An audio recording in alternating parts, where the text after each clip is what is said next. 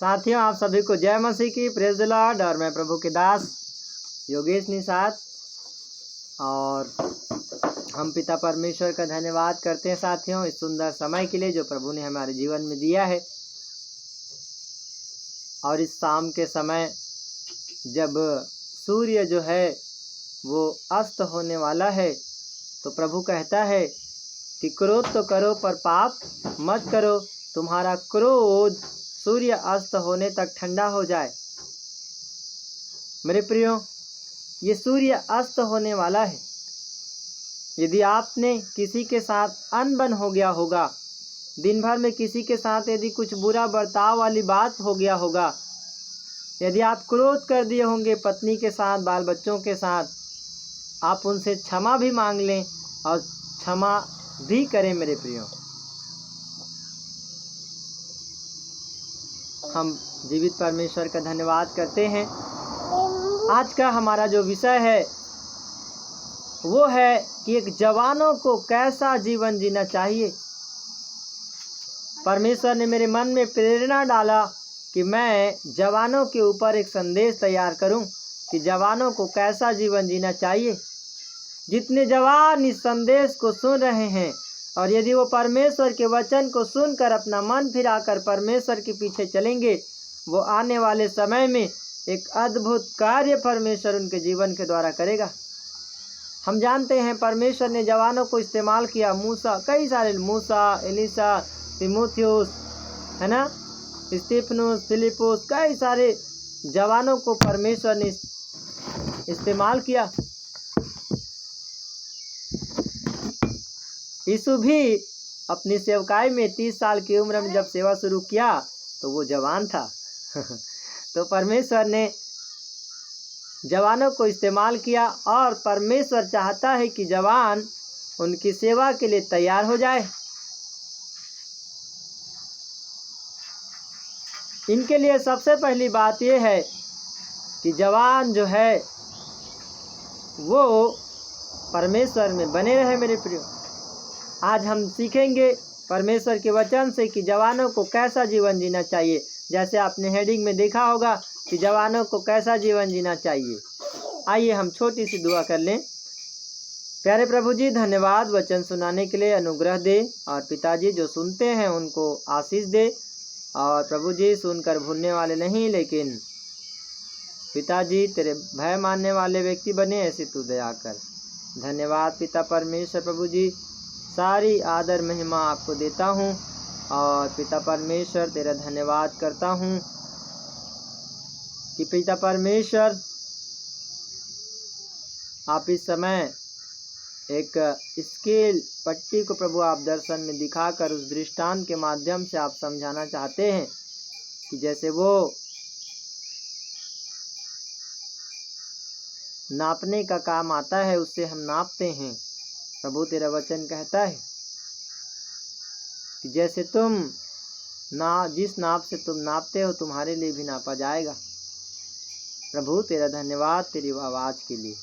पिताजी, हम जवान के विषय में कुछ सीखना चाहते हैं, हमारी आप अगुवाई करिए।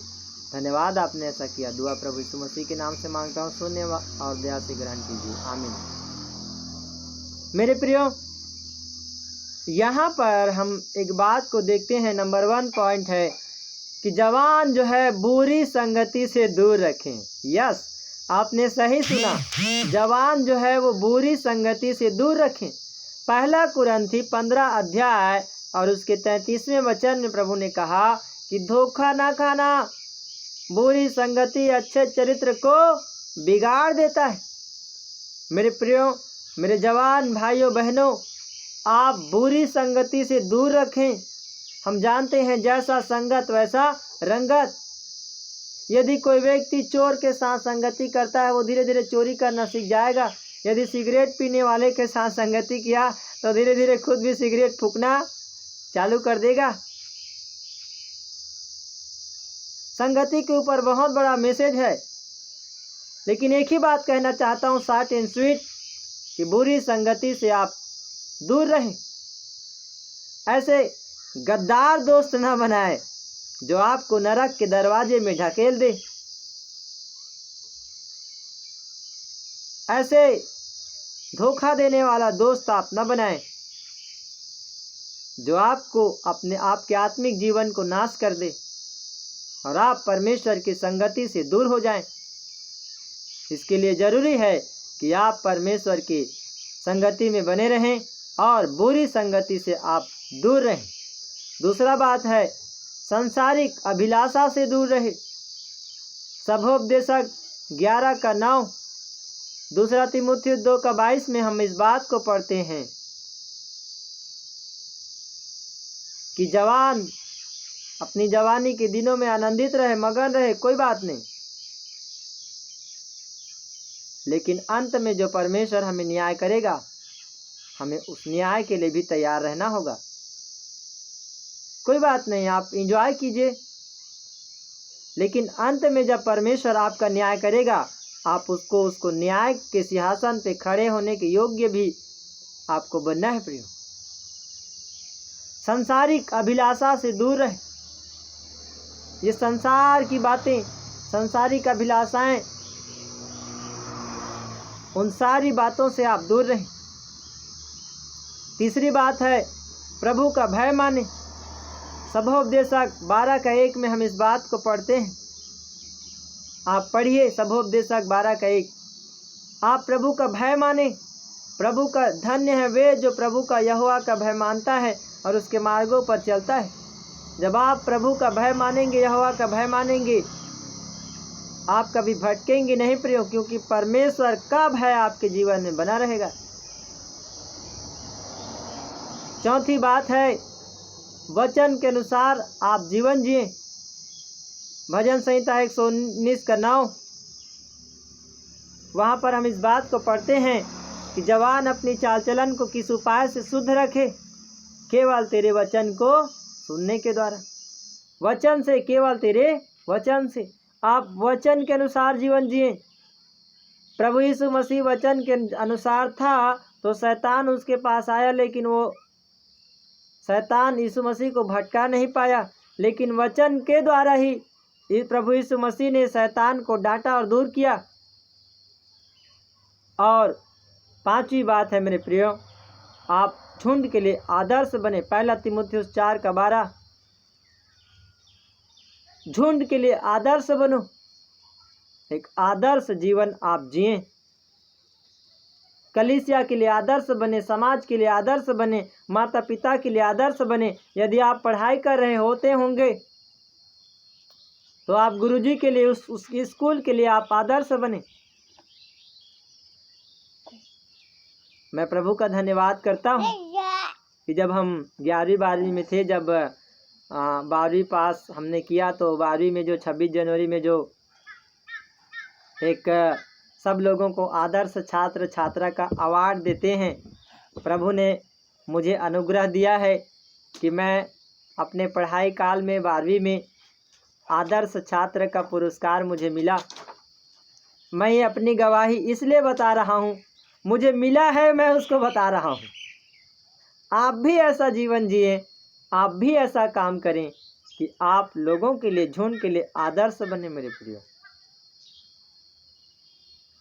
छठी बात है संयमी हो जाएं। तीतुस 2:6 में कहा कि जवानों को समझा कि हर सब प्रकार से संयमी हो।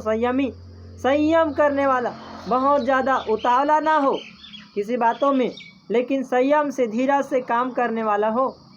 जवानों में आजकल संयम देखने को कहाँ मिलता है। तुरंत चाहिए, मतलब चाहिए। मम्मी मेरे लिए मोबाइल चाहिए, चाहिए मतलब चाहिए, मैं नहीं जानता। प्रभु आपकी सहायता करे। संयमी बनो मेरे भाइयों बहनों, जवान भाइयों बहनों, प्रभु आशीष देगा। लूका 11:34 में पढ़ते हैं, वहाँ लिखा है, अगली बात है, 7वीं बात है, तेरी आँख निर्मल हो। लूका 11:34 पढ़ते हैं, शरीर का दिया तेरी आँख है। यदि तेरी आँख उजाला है तो तेरा सारा शरीर भी उजाला होगा। यदि तेरी आँख गंदा है तो सारा शरीर भी गंदा होगा। आज कई सारे हम देखते हैं दुनिया में कई सारे कांड हो रहे हैं। क्यों हो रहे हैं? ये जो देखने की जो अभिलाषा है, ये जो आँखों की जो अभिलाषा है, ये आँख निर्मल नहीं है। किसी सुंदर लड़की को देखते हैं, नैन मटक्का करने लगते हैं, नैन सुख करने लगते हैं। क्या बताऊं, आप समझदार हो। किसी अच्छी सुंदर लड़कियों को देखकर दिल फिसल जाता है। आँख को जब तक निर्मल नहीं करोगे तुम्हारा शरीर निर्मल नहीं होगा। ये आँख ही है मेरे दोस्तों जो आपको अंधकार में ढकेलती है, पाप और बुराई में ढकेलती है। प्रभु यीशु मसीह ने एक वचन कहा, मुझे याद आ रहा है, यदि तेरी आँख तुझे ठोकर खिलाए तो उसे फोड़ डाल, पैर यदि ठोकर खिलाए तो पैर को तोड़ डाल। लेकिन इसका मतलब ये नहीं कि आप अपने आँखों को फोड़ दें, ऐसा नहीं। उसमें तोड़ने फोड़ने का अर्थ ये है कि जब आँख को फोड़ देंगे तो क्या होगा, दिखेगा ही नहीं। तो वैसे ही तोड़ने फोड़ने वाला मतलब ये है कि आप बुरी नज़र से देखो ही मत, है ना। नज़र को अच्छा रखो, ईमान को अच्छा रखो, खुदा खुद ब खुद आपको आशीषित करेगा। अगली बात हम देखते हैं, 8वीं बात, दर्शन देखने वाले बनिए आप।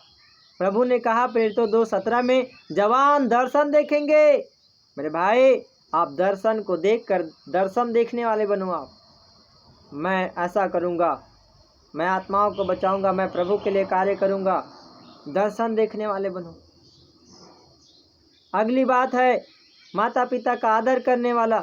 इफिसी 6:1-2 में समझाया कि तू अपने माता पिता का आदर कर। मेरे जवान भाई बहन, आपको अपने माता पिता की मानना है, क्योंकि माता पिता की आज्ञा को मानने के द्वारा आयु बढ़ता है।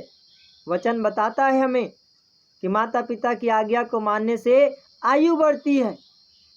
जिस माता पिता ने आपको जन्म दिया, जो माता आपको 9 महीना गर्भ में रख कर दुख पीड़ा प्रसव पीड़ा को सहकर आपको जन्म दिया, तुम इतना ज़्यादा समझदार हो गए कि अपने माँ को ही गाली बकने लगे। तुम इतना समझदार हो गए कि अपने बूढ़ी माता पिता को घर से अलग कर दिए और बाल बच्चे अलग खा रहे हैं, माता पिता अलग खा रहे हैं। एक घर में माता पिता अलग खाना खा रहे हैं, बाल बच्चे अलग खाना खा रहे हैं। क्या यही है तेरी इंसानियत? तुझे इतना भी अकल नहीं कि जिस माँ ने 9 महीना माता के गर्भ में रखकर तुझे पाला पोसा, खुद भूख और प्यास रहकर तुझे दूध पिलाया, खाना खिलाया, तेरे लिए ना जाने कितने दुख उठाए उस माता और पिता ने, आज तो उस माता और पिता को धिक्कार रहा है। धिक्कार है ऐसे जीवन पर कि तू अपने माता पिता की आदर करने के बजाय अपने माता पिता को तू अनादर करता है। जिस माता पिता ने तुझे धरती पर जन्म दिया और लाया है, यदि वही माता पिता नहीं होते तो भी नहीं आता। शुक्र मना कि परमेश्वर ने ऐसे माता पिता को तुझे दिए हैं जो तुझसे बहुत प्यार करते हैं। मेरे भाई, ऐसे माता पिता परमेश्वर ने आपको दिया है जो आपको बहुत प्यार करता है। मेरे बहन, यदि आप ऐसा गलत बिहेव अपने माता पिता के साथ कर रहे हैं, कुछ तो शर्म करो। कब आएगी तेरी अकल ठिकाने में? यदि मैं तुझे गलत बोल रहा हूँ, मेरा नंबर हर संदेश में रहता है, फ़ोन लगा गाली देना। आप गलत बोल रहे हो बोल के मैं तुझे सिखा रहा हूँ। मैं परमेश्वर के दास होने के नाते तुझे समझा रहा हूँ कि अपने अकल को ठिकाने में ले आ। गलत करना छोड़ दे, पाप और बुराई करना छोड़ दे, परमेश्वर का भय मान, परमेश्वर के वचन पर जीवन जी, परमेश्वर के पीछे चलने वाला हो जा।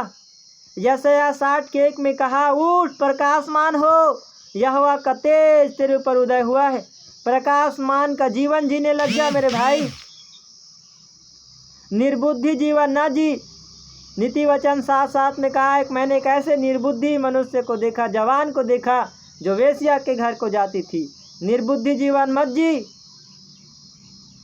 ये जो जवानी है ना, ये जवानी कैसे ढल जाएगी पता नहीं चलेगा। इसलिए प्रभु तो अपने वचन में कहता है कि ये जवान, अपनी जवानी के दिनों में तू आनंद मना, लेकिन ये जान रख कि अंत में तेरा न्याय होगा। परमेश्वर सब बातों का न्याय करेगा। ये मैं आपको डरा नहीं रहा हूँ, परमेश्वर की सच्चाई को बता रहा हूँ उसके वचन से। परमेश्वर का वचन जीवित है और दो धारी तलवार से भी चोखा है।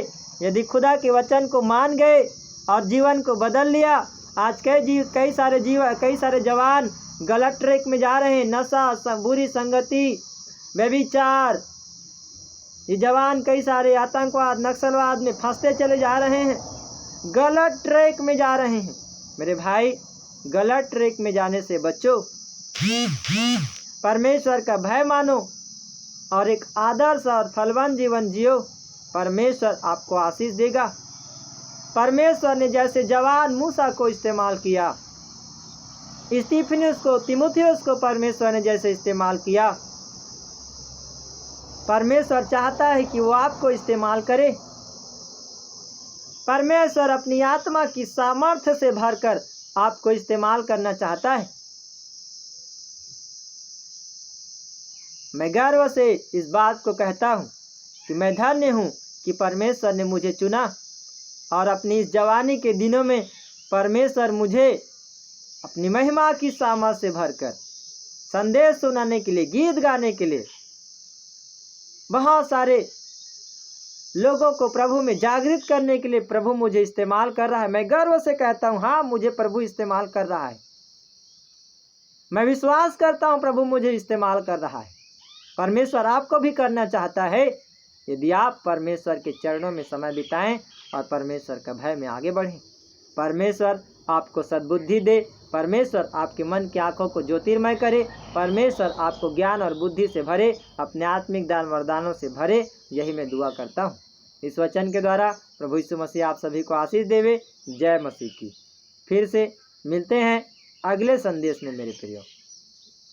और यदि आपने संदेश सुना है, मन फिराओ, पश्चाताप करो, माता पिता के विषय में यदि कुछ गलत बोला है, दिल से प्रार्थना करो और माता पिता को क्षमा मांगो। परमेश्वर आपको क्षमा करेगा। God bless you.